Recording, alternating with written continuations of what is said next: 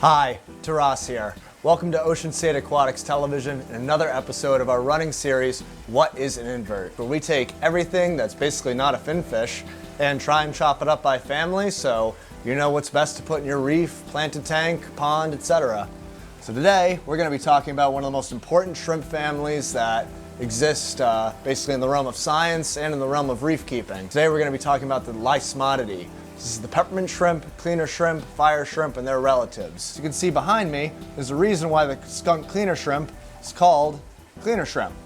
They basically have these very, very long antennae they use to acknowledge the presence and smells of other critters on the reef, be them other shrimp, or more importantly, be them big predatory fish. And they'll climb on top of these fish and they will clean off all the different parasites and then various growths and everything that they see on the fish. Basically, helping to act as a little cleaner shrimp. These guys are absolutely fantastic because they can even be in tanks with fish that you might not expect. I have one client, for instance, that had an ick infestation with his dog-faced puffer and has successfully since kept quite a few of these guys in the tank with a bunch of predatory fish, and they have adeptly cued in to feeding off the skin of those fish and have avoided predation themselves. So there's clearly a lot of complex communication going on between these shrimp and other fish. Another important member of this family is the peppermint shrimp. For science, peppermint shrimp were the first marine shrimp that were really, really easy to breed in the laboratory setting. I myself in a class was able to aquaculture them, and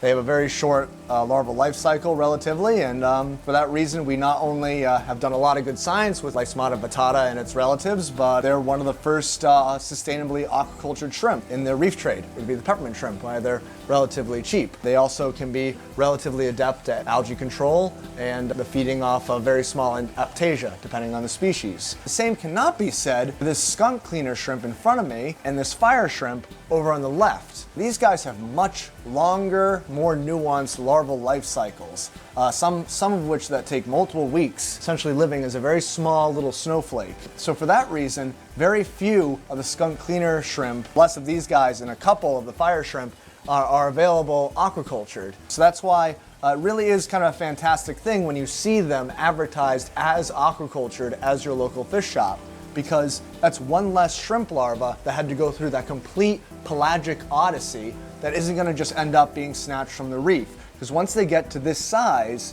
you know, they really have undergone a journey, and they have quite a journey ahead of them, providing all kinds of ecological services to reef fish and other members. When it comes to the reef aquarium specifically, I love fire shrimp and I love cleaner shrimp.